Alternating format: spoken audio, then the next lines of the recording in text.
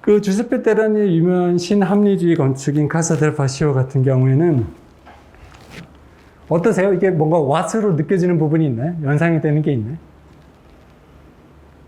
아니면 그냥 건물인가요? 그쵸?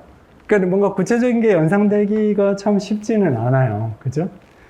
그래서 그 현대 건축물들을 좋아하는 분들 내지는 싫어하는 분들한테 여쭤보면 결국 요 문제가 생깁니다. 싫어하는 분들은 그게 건물일 뿐 아무 의미나 상상이 생기지가 않는데, 좋아하는 분들은 뭐냐면 아까 몬드리안 그림 때 얘기하신 것처럼 눈에 보이는 것 이상의 질서가 읽힌다든가, 아니면은 가로선, 세로선들이 몸으로 어떤 방향감으로 느껴지는 사람들이 있습니다. 그러니까 뭔가 이렇게 움직이고 이렇게 움직이는 것 같은 느낌인 분도 있고, 또 이런 걸 마음에 드시는 분들은 소위 말하는 이쪽에 덩어리가 있고 뭔가 파내는 것 같은 약간 몸으로 연동되는 방식으로 연결되는 분들한테는 감흥이 있습니다. 그렇죠? 그러니까 현대 건축은 기본적으로는 일거리를 제공하는 걸 굉장히 싫어해요. 그래서 어떻게 보면 약간 그런 간극이 있죠. 일반인들하고 건축교육 받으신 분이 간극이 있어요. 그러니까 뭐냐면 건축교육을 받은 분 중에 제일 논란이 될 건물 중에 하나가 예술의 전당에 있는 오페라 하우스입니다. 오페라 하우스에 그거를 사람이 갓을 쓰고 있다고 생각하고 싫어하는 분들이 있어요. 왜냐면 건물인데 어떻게 갓을 쓰고 있냐는 거죠. 그죠? 반면에 그거를 마음에 드는 분들은 어떤 거냐면 그게 갓해서 가벼워 보여서 좋아하는 분들이 있어요. 근데 후자는 대부분 건축교육을 받지 않은 분들이에요. 그러니까 일상생활에서 뭔가를 읽어내는 방식이 다른 거죠.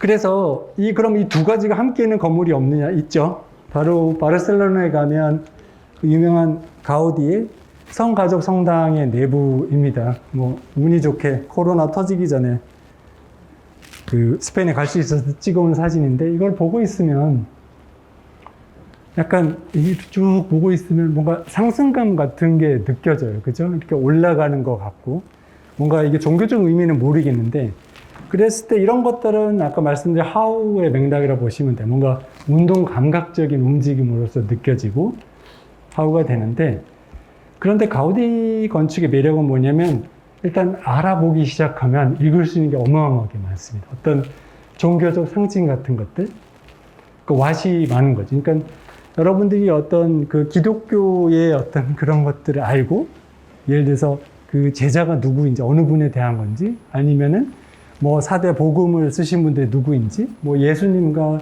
성모 마리아에 의미를 부여하기 시작을 하면 보이는 것들이 생기고, 그래서 이렇게 평면도를 보시면 평면도인데 굉장히 복잡하게 보이죠. 읽어내는 방법은 아주 간단합니다. 내부 12분의 제자가 있고요.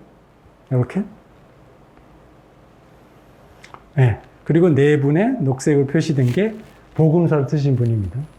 그리고 제일 큰 거는 그래서 이 기둥들이 이렇게 올라가는 부분들에 이렇게 상징들이 있어요.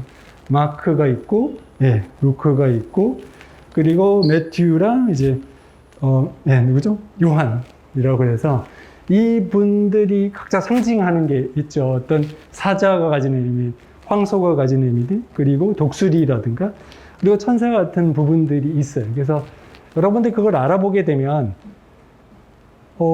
몸으로 느끼는 거 외에 눈으로 어떤 이야기들을 하는 게 이제 즐거운 게 되는 거죠. 그죠? 그래서 가운데를 가게 되면은 오른쪽에 성모 마리아의 탑이 있고 가운데가 예수 탑이 있는데, 여러분이 이걸 정보를 알고 있으면 그 중앙에 딱 썼을 때 내가 예수님의 탑 안에 있구나라는 게 굉장히 큰 감동의 요인이 될 수도 있습니다. 그죠? 그래서 어떻게 여러분 있는 상황에서 뭔가가 상상이 되는 게 굉장히 중요하게 되는데, 이렇게 가우디의 작품들을 올라가게 되면 그냥 눈으로 읽은 소위 말하는 왓으로 볼 수 있는 게 너무너무 많아요. 그 지역에 나는 과일들도 그대로 만들어 탑 위에 올려놓고, 그러니까 읽는 게 어렵지가 않아요. 그러니까 그게 많은 사람들이 가우디 건물을 찾는 이유 중에 하나라고 할 수가 있죠. 그래서 여러 가지 것들이 많은데 이 부분은 그냥 넘어가고요. 그냥 마지막은 이 에르너 골드핑거라는 분이 한 얘기를 가지고 롯데타워 얘기로 마무리를 하려고 합니다. 그래서 그 골드핑거라는 분이 그 체코 출신 건축가고 영국 건축가로 이제 전후에 활동을 하신 분인데, 이분이 했던 얘기들이 여러분이 이제 졸업하셔 건축을 하게 되면, 그냥 매일 다뤄야 될 얘기들 중에 하나예요. 그래서 그냥 뭐냐면, 해석해서 얘기를 드리면, 건물을 멀리서 보게 되면, 건물을 마치 추상 조각처럼 보인다는 거예요. 그러니까는, 멀리서 볼 때는 많은 사람들이 건물이 아니고, 어떤 조각처럼 보인다는 얘기고요. 그리고 이제 가까이 가게 되면, 건물이 점점점 가까이 오면, 건물 전체가 안 보이잖아요. 그죠? 그랬을 때는 약간 2D에 조형적으로 보이는 게 아니라 약간 그림처럼 보이기 시작한다는 얘기고요. 그리고 맨 마지막에 건물 안으로 들어오면 그제서야 공간감에 대한 얘기가 있습니다. 그래서 요거를 여러분들한테 말씀드리는 게 뭐냐면, 건축이 주는 감흥은 의외로 여러 가지가 많다는 거예요. 그러니까는 건물의 외관은 어떤 조각처럼 체험이 되는 방식으로 고민을 해야 되고, 건물의 인면은 뭔가 그림을 그리는 것처럼 아까 2D라든가 그런 작업들 같은 거고요. 그리고 마지막으로 안에 들어오면 이제 몸으로 느끼는 부분이 있죠. 그래서 남한산성 위에서 롯데타워를 찍으면 이런 느낌이에요. 그죠? 이걸 사실 건물이라고 말하기보다는 약간 무슨 조각품 같잖아요. 그죠? 그러니까 누군가는 저 단계에서 건물을 설계를 하고 있으면 기능이고 그런 걸 떠나서 사실은 조형적인 거를 고민해야 됩니다. 그죠? 왜냐면 사람들이 그렇게 느낄 수밖에 없기 때문에, 네, 조형이나 형태로 다루게 되고, 그리고 가까이 롯데타워, 몰로 들어가게 되면, 이거는 조형이 아니죠. 그죠? 뭔가 인면의 문제인데, 근데 궁금한 건 여러분 이걸 보면 어떤 느낌이 드세요? 이런 인면을 딱 보고 있으면? 뭔가 무거워 보이는 거예요? 가벼워 보이는 거예요? 뭐가 연상되는 게 있나요? 네? 아, 반짝반짝이네. 아, 가로, 세로. 네. 진행이 되는 방향? 네. 그쵸. 그 바로 옆에 분은 요거 종이접기 얘기하신 거죠? 네, 맞아요. 그럼 그 옆에 분 질문 드리면, 종이접기로 느껴진다는 거는 이게 전혀 무거운 느낌은 안 들겠네요. 그쵸? 그리고 약간 움직이는 느낌도 드는 건가요? 네. 그러니까 결국에는 이게 재밌는 게 뭐냐면, 그냥 건물 인면이잖아요. 그죠? 근데 사람들이 반응하는 거는 굉장히 건물로서 반응하지 않는다는 거예요. 그리고 또 하나 재밌는 거는 잘 설명하셨지만, 혹시라도 그렇게 연상이 되는 분들한테는 이게 굉장히 가볍게 느껴진다는 거죠. 약간 역동적이네. 그래서 우리가 뭔가를 봤을 때 사실은 우리의 경험들이 굉장히 많이 동음이 됩니다. 그래서 그렇지만 두 분들은 얘기하신 경우에는 그런 것보다는 약간 질서로 느껴지셨던 거죠. 가로, 세로가 맞는. 아니면 또 어떤 분들은 약간 이게 징그럽다는 분도 계셨어요. 약간 뻐끔뻐끔 하는 것 같다고.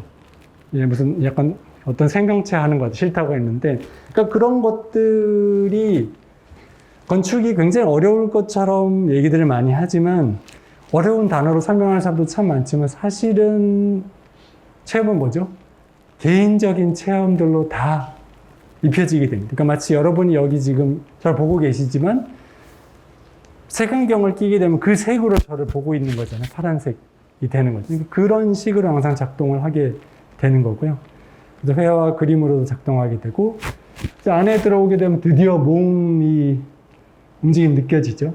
근데 여기서조차도 고민스러운 건 뭐냐면, 내 몸이 움직이는 것처럼 느껴지는 분도 계실 거고, 아니면 눈이 따라가면서 눈이 이렇게 따라가서 지그재그로 이렇게 올라가는 분도 있을 테고, 그러니까 다양한 방식으로 느껴진다는 얘기를 드리고 싶었습니다. 그래서 뭐 굉장히 빨리 시간이 지나갔죠. 그러니까 제가 말씀드리고 싶은 거는, 건축이라는 게 굉장히 많은 공이 들어가는 건 맞지만, 사실 건축의 감동은 굉장히 여러분 개인이 가지고 있는 몸속에 있는 것들을 끌어내는 작업이긴 해요. 그래서 예를 들어서 방금 그 종이접기 얘기하신 분처럼 그렇게 연상되는 게 의도였다라고 합시다. 그 건축가의 컨셉이. 그래서 그걸 만들었고, 그러면 그 사람이 그걸 영감을 얻었지만 그렇게 보이는 분한테 그거를 떠올리는 게 사실 중요한 게 아니고요. 떠올리는 순간 그걸 했던 기억들이 있잖아요. 그죠? 어릴 때 했던 기억들, 종이를 만들었던 경험들, 그런 경험들이 홀 패키지로 같이 다 따라오게 됩니다. 그러니까 그 인면을 봤을 때 그런 느낌들. 그러니까 감동이라는 건 결국은 뭔가 어떤 많은 분들한테 감동을 주는 건물이 있다면 그건 결국 개인적인 그 기억들, 온몸 느낌들을 끌어냈기 때문이긴 합니다. 꼭 강연에 대한 질문이 아니어도 상관은 없고요. 예. 예. 언제 이렇게 건축에 빠지시게 된 건지 궁금합니다. 고3 때부터였던 것 같아요. 그러니까 그냥 간단히 말씀드리면 저는 구지구지하게 들을 수 있는데 저희 때는 전산과가 최고 인기과였거든요. 근데 그 대학교 지원하려고 할 때 저희 아버님이 부르시더니 너는 그림 그리는 것도 좋아하고 모형만도 좋아하니까 건축과를 가면 좋겠다 그래서 듣고 보니까 뭐 괜찮을 것 같더라고요. 그래서 지원했고요. 근데 나중에 신기했던 건 뭐냐면 제가 중학교 때 생활기록부를 볼 수 있는 기회가 있었어요. 거기에 희망 직업이 건축가로 적혀 있더라고요. 근데 저는 전혀 기억이 없거든요.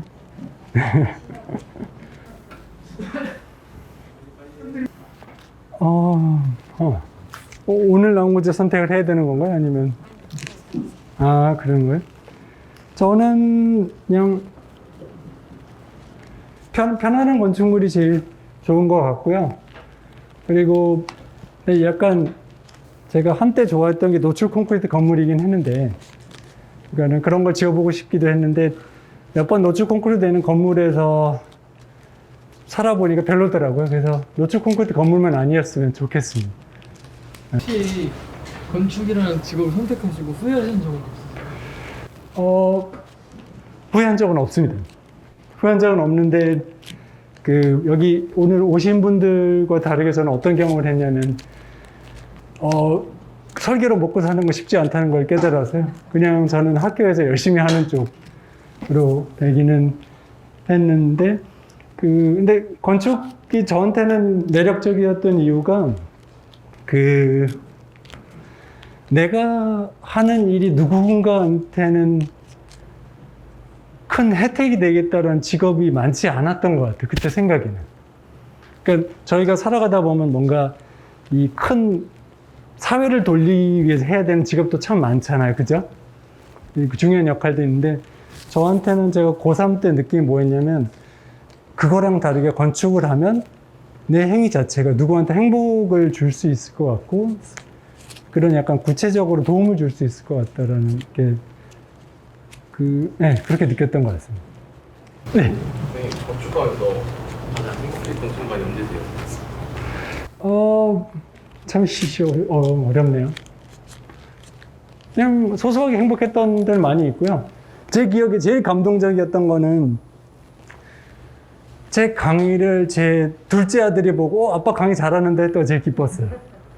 그러니까 그냥 그때 제일 뿌듯하죠. 뭐 상 받았을 때보다도 그냥 제 가족이 저를 인정해 줄 때가 제일 짜릿하고 지금도 제일 강하게 남아있긴 해요. 제 둘째 아들은 지금 조속과 미술하고 있는데, 제일 인상적이었네요. 그래서 집에서 아버님, 어머님이나 있으면 꼭 칭찬해 주세요. 그분들이 굉장히 복받쳐 하실 거거든요. 저는 어떤 순간에 하든 그게 뭐가 되든지 그때는 이게 왜 하냐 싶어도 나중에 지나고 나면 제 인생에 도움이 많이 됐던 것 같아요. 그리고 또 하나 저는 학생들 가르치면서 가끔 다른 선생님들이 그런 얘기들 하세요. 자기 때는 아니랬는데 요새 학생이 왜 이런지 모르겠다 말하시는 분들이 있는데 저는 그거는 절대 동의할 수가 없습니다. 저는 항상 믿음이 뭐냐면 그게 금년이든 작년 작은 애든 학생들은 항상 저는 최선을 다하고 있다고 생각해요. 할 수 있는 한도가 있잖아요. 그죠? 예를 들어서 여러분이 공부하다가 뭐 남자분이 여자친구랑 깨져서 공부에 집중하기 힘들 때가 있잖아요. 그러면 그 상황에서도 저는 그분이 최소한 할 수 있는 만큼 최선을 다하고 있다 저는 믿어요. 그죠? 왜냐면 정서적으로 이미 힘들잖아요. 그 상황에서도 성적이 떨어진다고 해서 최선을 다하지 않은 게 아니라 그 안에서도 전 최선을 다하고 이렇게 믿기 때문에 저는 여러분이 뭘 하시든지 간에 다 최선을 다하고 있다고 믿고 있고 여러분 스스로도 좀 그렇게 믿으셨으면 좋겠어요. 예. 오늘 들어주셔서 감사합니다. 네, 감사합니다.